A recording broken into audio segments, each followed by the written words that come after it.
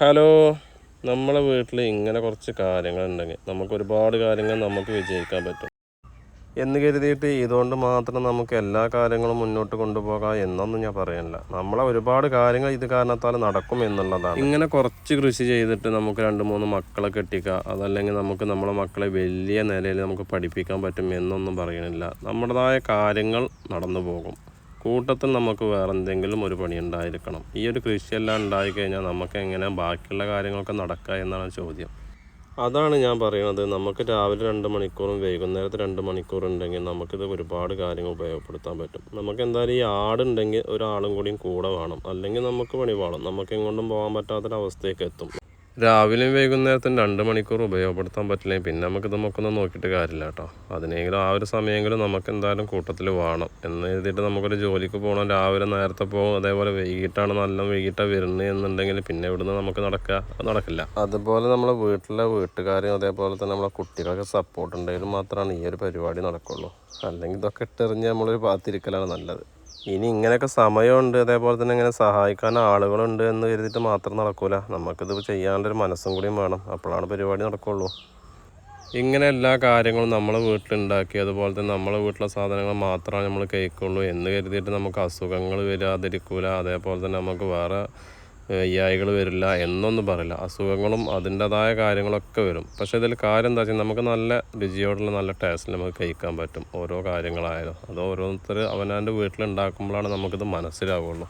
എല്ലാ കാര്യങ്ങളും എല്ലാവർക്കും ചെയ്യാൻ പറ്റിക്കോണമെന്നില്ല, പറ്റുന്ന ആളുകളോട് മാത്രമാണ് കേട്ടോ. എന്തായാലും നമ്മൾ ചെയ്യുന്ന കുറേ കാര്യങ്ങളാണ് ഈ കാണിക്കുന്നത്.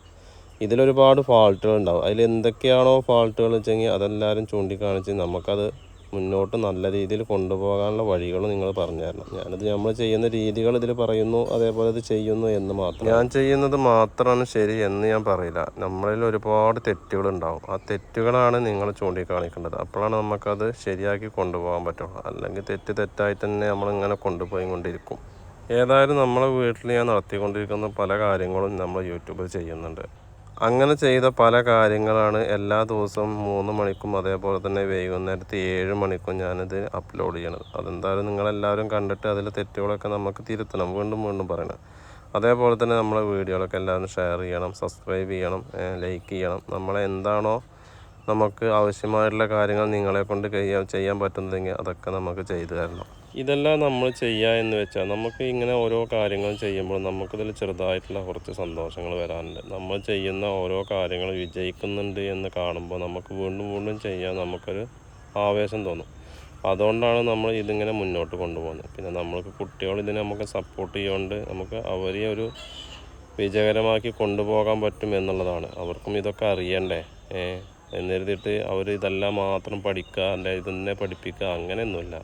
പറ്റുന്നിടത്തോളം കാലം അവർ കാണിച്ചു കൊടുക്കും, അല്ലാത്ത വഴികൾ അവരവരുടെ വഴികൾ കണ്ടെത്തും, അത്രയേ ഉള്ളൂ. നമുക്ക് ഇതേപോലെ നമ്മളെ ഉപ്പയും ഉമ്മയൊക്കെ നമുക്കത് കാണിച്ചു തന്നു.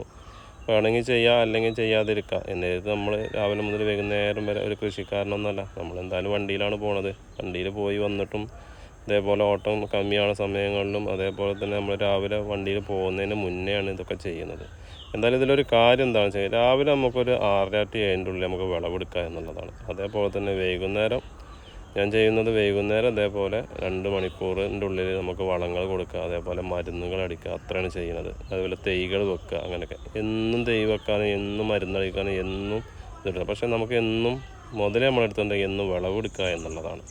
അത് എന്തായാലും വാസ്തവമാണ്. എന്നും നമുക്ക് ആവശ്യമായിട്ടുള്ള കുറച്ച് കാര്യങ്ങൾ വിളവെടുക്കുക എന്നുള്ളത് അത് വല്ലാത്തൊരു സന്തോഷമാണ്. അതുകൊണ്ടോ നമ്മൾ കുട്ടികളൊക്കെ ഇങ്ങനെ ഒരെണ്ണമാണ് വെച്ചെങ്കിലും അത് അവർക്ക് സന്തോഷമുള്ള കാര്യമാണ്.